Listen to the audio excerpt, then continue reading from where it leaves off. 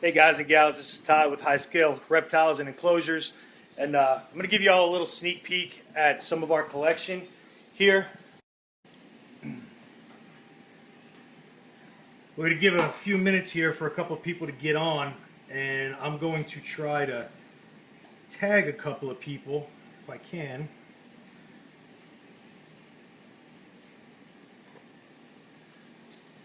And it doesn't look like this is allowing me to tag anybody.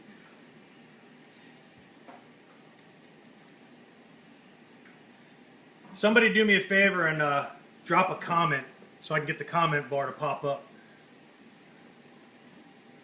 All right, excellent. Now I'm trying to see if I can't get the comment bar to pop up. They changed this entire thing, so just give me a second and we'll get it going. Trying to figure out how to comment while you're recording. Last time I did this, it was right at the bottom. Now, for whatever reason, it's not there. Jordan. Yeah. Come here. No, that's... What happened to the comment bar on this thing?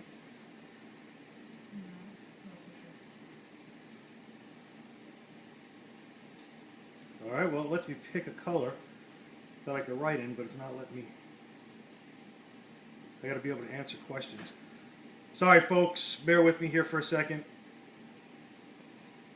Facebook hates me.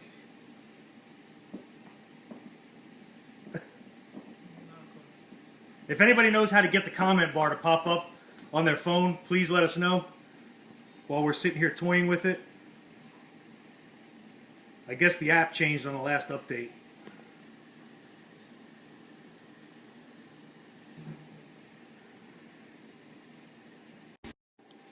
That's just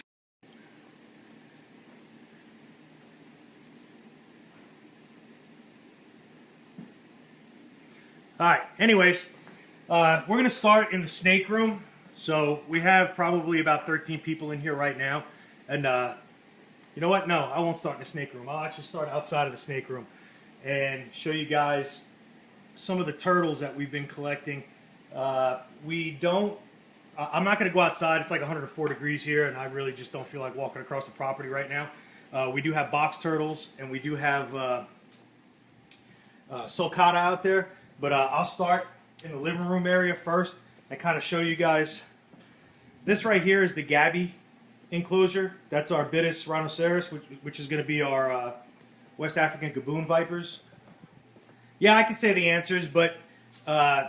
last time they let me tag people as well and comment by typing. For some reason it's not letting me do that anymore. I guess they changed it. But anyways, let's see if I can get a shot in here. That's our male Gabby there. I might have to come over to this other.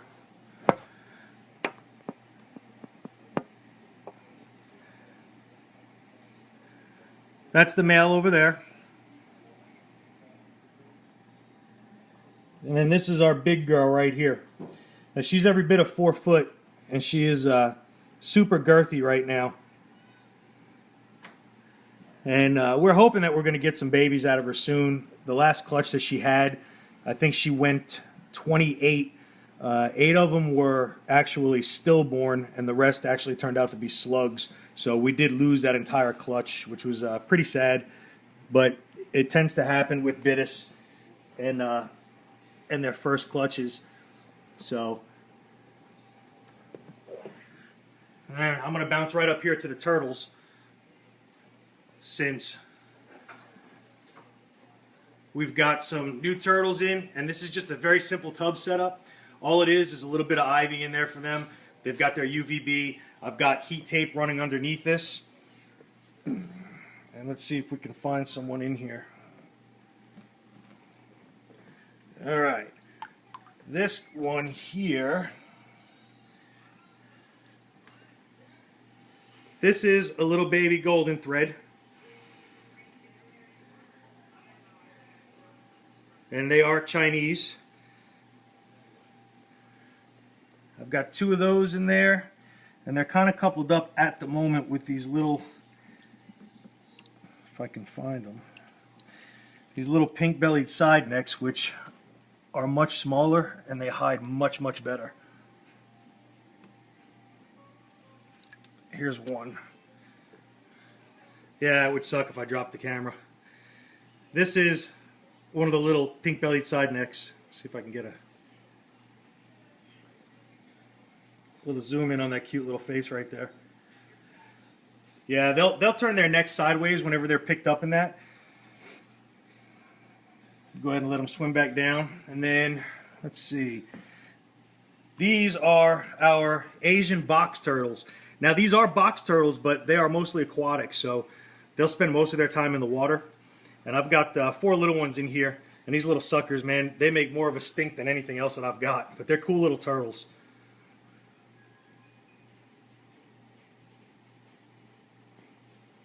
See if we can get the camera to focus on that face. Real pretty little turtles. And then this guy right here, he's also an Asian box turtle, but he's much bigger, so we got to keep him separated from the rest of them. But this is about full-grown size. They'll get maybe a little bit bigger. But you can see they box up just like our Easterns, ornates, and our other North American species.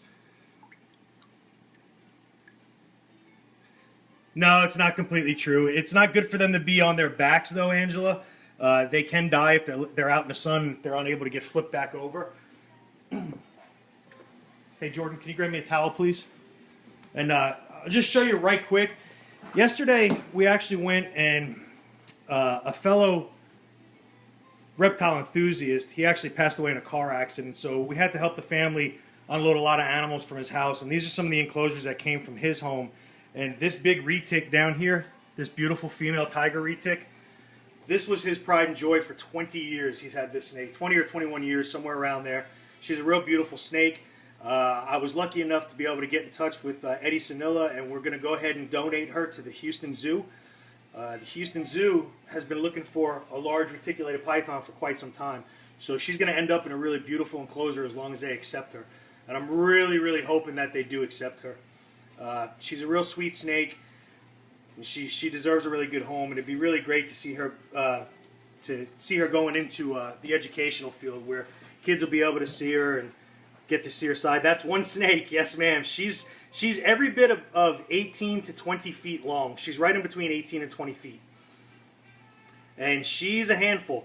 Heck, she weighs somewhere in between 200 and 220 pounds. And then one of the other animals that we ended up getting, I know this is a little off, but is this yellow-headed Amazon. Hey, Charlie. That's Charlie. Now, Charlie was owned by 2 different people. He had one owner up until he was 17 years old, and then he was owned by Jay Light, who's a gentleman that just passed away, for the last 31 years. So Charlie is 48 years old, and he's probably got another good 30 years in him. So very, very beautiful animal.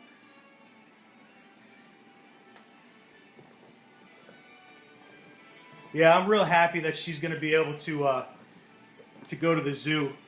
Oh, and there's one of our cats, and there's our blue heeler. Yay! Everybody loves cats and dogs.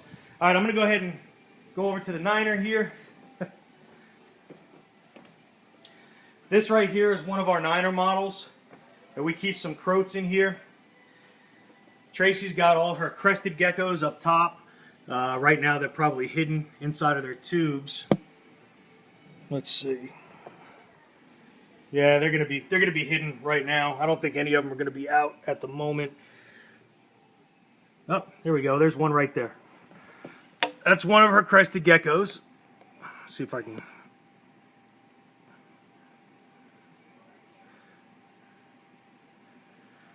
Nah, Charlie's okay, man. Charlie's in a separate room. Charlie's not for sale at the moment. If we do end up selling Charlie, we need to make sure that Charlie's going to go to a home that can actually commit to him for the next 30 years. It's a large commitment for someone to take on a parrot. Most people don't seem to realize how much commitment needs to be made in order to get one. So we definitely want him to go to a good home. It's got to be a forever home. If we can get some money for Charlie, then the money will go to the family. We've actually, all of those fish tanks, by the way, that I put up for grabs yesterday, the family told me just give them away. Well, we planned on selling the enclosures and getting some money for the family, and the fish tanks we just gave away. I had a customer come pick them up today. He took all the fish tanks and then he posted them on for sale on Facebook, and he's donating all the proceeds to the family. He actually sent me money to give to the family for him coming to pick up those fish tanks, which I thought was really awesome. All right, now that we've seen the geckos, we'll move on to snakes. This one right here is a Western Massasauga. This is a female. You can find these right here in Central Texas. They do run up north as well towards Dallas-Fort Worth area. I'm not sure how much further they go from there. These could be found right here in my own backyard. We don't see them quite often anymore. Anastasia, I don't know, to be honest. I've never owned a parrot, so I really couldn't tell you. Randy Wick would be able to tell you more. He's pretty knowledgeable when it comes to birds. This rattlesnake right here, they do have a pretty potent venom. They call them ground rattlesnakes. You can find them all around Central Texas. And if you notice, they don't have diamonds on their back like a diamondback rattlesnake does. They almost have a little Pac-Man row running down the center of their back. And that's one way that you can definitely figure out what this animal is if you ever see it in the wild, is by those Pac-Man symbols that run down the center. And that is a venomous rattlesnake. And then this one down here is Crotalus viridis. This is actually a prairie rattlesnake. You can also find these in areas of Texas. This one right here is just a baby. We do have a bigger one, and he's got more of a green color, and we'll show you him here in a minute. She just shed. She's got a shed running back there, so she's got a new paint job right now. And then down here, this is going to be a little tricky. Somewhere in there in the back, let's see if we can, I'm trying. Come on. I might have to turn the camera sideways. You guys are going to have to bend your necks. All right. Right there is a little face. I don't know if you can see it, but those are Crotalus dursus pifinorum. Venezuelan. All right. Are we back on? Let me know if you guys can hear me.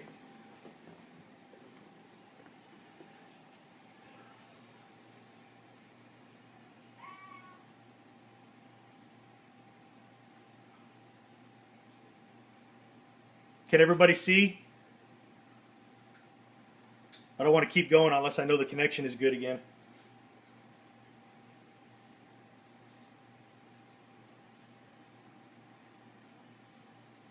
Okay, note to self, do not turn the camera sideways.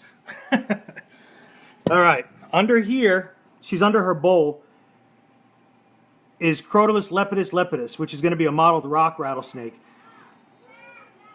But what we're going to do is show you the male, because he's out. The female likes to stay nice and hidden. And then right back here, I have a pair of Crotalus lepidus clauberi. These are claubs, most people call them. They're also rattlesnakes. They're venomous. They can also be found here in the state of Texas. And a lot of people love these animals. They do vary a little bit in coloration due to location and that. And these right here are from Sierra de las Uvas. I'll move down to here. This is a purple haze Crotalus atrox. He's just a baby right now. Kind of looks yellow from the lighting, but that's a purple animal. He is a western diamondback rattlesnake. This is one of the morphs that you can actually breed into them. Anastasia, yes, it is actually white and it's mottled with some grays. I'm going to show you the male here in a minute and you'll be able to see it. This right here is our big male Western Massasauga. And he is the boyfriend of the little girl that I first showed you all a minute ago. Again, you can notice the Pac-Man pattern running down his back. All right, this is the male Crotalus lepidus, which is your mottled rock rattlesnake, Anastasia. This is the male version of the one that's hidden underneath the bowl. Very, very beautiful guy. Let's see if I can get in on that eye a little bit. Yeah, rattlesnakes do have a grumpy look. but they're actually